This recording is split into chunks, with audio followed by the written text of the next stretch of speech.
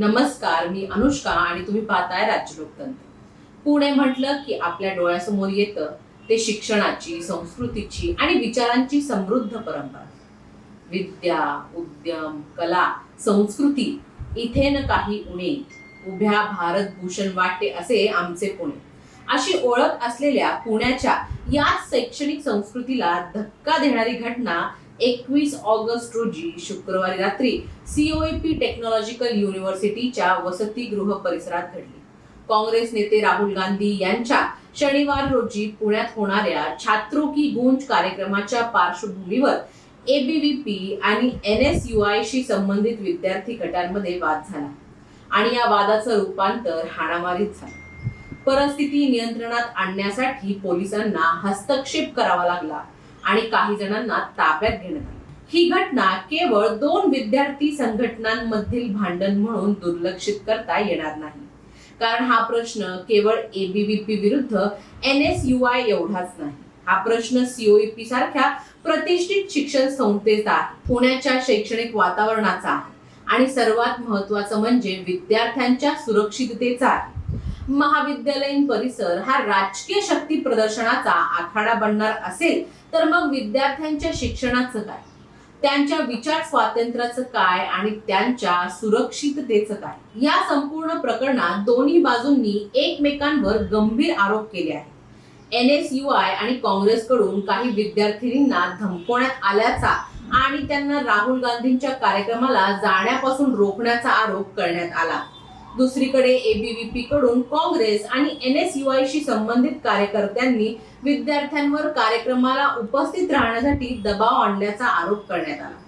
त्यामुळे सोशल मीडियावर व्हायरल होणारे व्हिडिओ, संघटनांचे दावे किंवा राजकीय आरोप यावरच अंतिम निष्कर्ष काढणं योग्य ठरणार नाही. नेमकं घडलं काय, कोणी सुरुवात केली, कोणावर दबाव टाकला गेला आणि मारहाणीमध्ये कोण सहभागी होतं याचा निष्पक्ष तपास होणं आज गरजेचं आहे. या घटनेनंतर शिवाजीनगर पोलिसांनी एका विद्यार्थ्याच्या कथित मारहाणी प्रकरणी सुमारे 50 ते 60 जणांविरुद्ध गुन्हा दाखल केला आहे. यामध्ये 6 नामनिर्देशित व्यक्तींचाही समावेश असल्याची माहिती समोर आली. पोलिसांनी CCTV फुटेज आणि इतर इलेक्ट्रॉनिक पुरावे तपासण्यास सुरुवात केली. त्यामुळे आता महत्त्वाची भूमिका पोलिसांच्या तपासाची आहे. कोणत्याही विद्यार्थी संघटनेच्या राजकीय दबावाला बळी न पडता पुराव्यांच्या आधारे कारवाई व्हायला हवी, कारण कायदा ABVP साठी वेगळा आणि NSUI साठी वेगळा असू शकत नाही.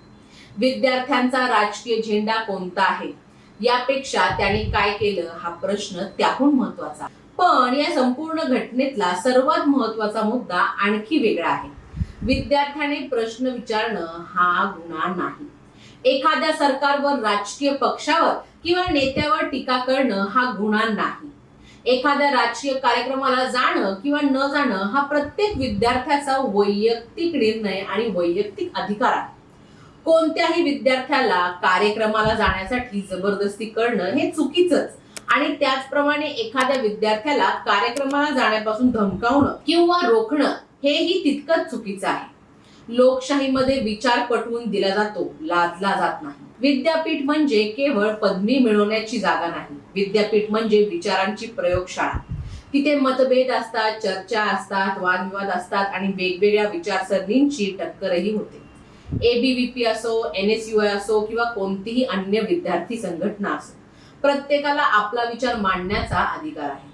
परंतु जेव्हा विचारांचा सामना करण्यासाठी हात उचलला जातो तेव्हाच त्या क्षणी पराभव एखाद्या संघटनेचा होत नाही तर शिक्षणाचा होतो.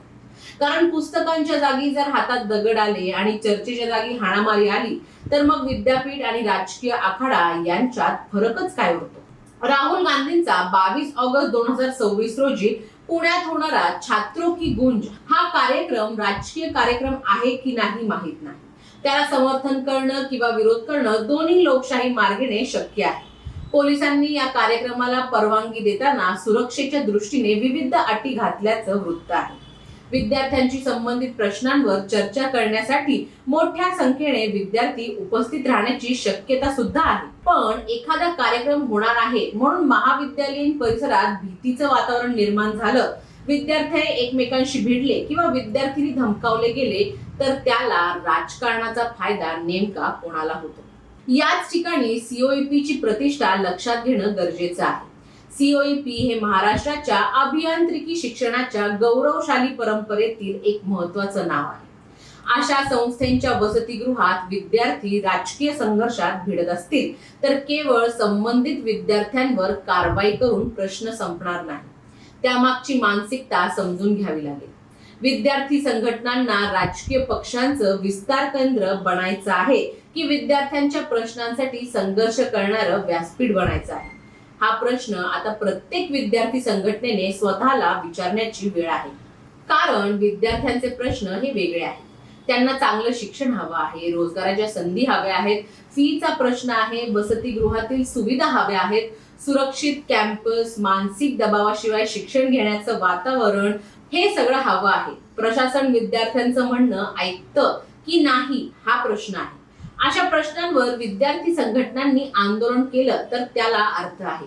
पण एखाद्या राजकीय नेत्याच्या कार्यक्रमाच्या निमित्ताने विद्यार्थीच विद्यार्थ्यांविरोधात उभं राहणार असतील तर त्या संघर्षाचा शेवटी फायदा होणार तरी कोणाला? विशेषतः विद्यार्थिनींच्या सुरक्षेचा प्रश्न कोणत्याही राजकारणापेक्षा मोठा. काही विद्यार्थिनींना धमकावल्याचं किंवा कार्यक्रमाला जाण्यापासून रोखल्याचे आरोप आहेत. हे आरोप तपासणं पोलीस आणि विद्यापीठ प्रशासनाची जबाबदारी आहे. पण एखाद्या विद्यार्थिनीवर दबाव टाकला गेला असेल, तिला धमकावलं गेलं असेल किंवा तिच्या स्वातंत्र्यावर बंधन आणलं असेल तर दोषी कोणत्याही संघटनेचा असो, कठोर कारवाई झालीच पाहिजे. आणि आरोपी चुकीचे असतील तर तेही तपासापासून स्पष्ट झाले पाहिजे. कारण न्याय म्हणजे एका बाजूचं म्हणणं मान्य करणं नाही, न्याय म्हणजे सत्य समोर आणणं. आता पोलिसांसमोर ही मोठी जबाबदारी आहे. 50 ते 60 जणांविरुद्ध गुन्हा दाखल झाल्याचं वृत्त आहे. एवढ्या मोठ्या संख्येने व्यक्तींचा संबंध या प्रकरणाशी जोडला गेला असेल तर प्रत्येकाची भूमिका पुराव्यांच्या आधारे निश्चित करायला हवी. CCTV footage, mobile video, electronic पुरावे, प्रत्यक्षदर्शीची साक्ष आणि इतर उपलब्ध माहिती यांची सखोल तपासणी व्हायला हवी. दोषी व्यक्ती कोणतीही राजकीय विचारसरणीची असो, कायद्यापुढे समानच असली पाहिजे. त्याचबरोबर सीओईपी प्रशासनानेही केवळ पोलीस तपासावर अवलंबून न राहता संस्थात्मक पातळीवर चौकशी करणं आवश्यक आहे. भविष्यात राजकीय कार्यक्रम, विद्यार्थी आंदोलन किंवा मोठ्या गर्दीच्या पार्श्वभूमीवर वसतिगृह आणि कॅम्पसमध्ये विद्यार्थ्यांच्या सुरक्षेसाठी स्पष्ट नियम असायला हवेत. विद्यार्थी संघटनांच्या राजकीय कार्यक्रमांना विरोध नाही, पण त्या कार्यक्रमामुळे विद्यार्थ्यांच्या शैक्षणिक वातावरणावर आणि सुरक्षिततेवर परिणाम होता कामा नये. आणि इथेच राजकीय पक्षांना आणि सरकारला एक प्रश्न विचारावा लागेल. विद्यार्थ्यांना आपल्या राजकीय शक्ती प्रदर्शनाचं साधन बनवणं योग्य आहे का? विद्यार्थी हे कोणत्याही पक्षाचे मोहरे नाहीत.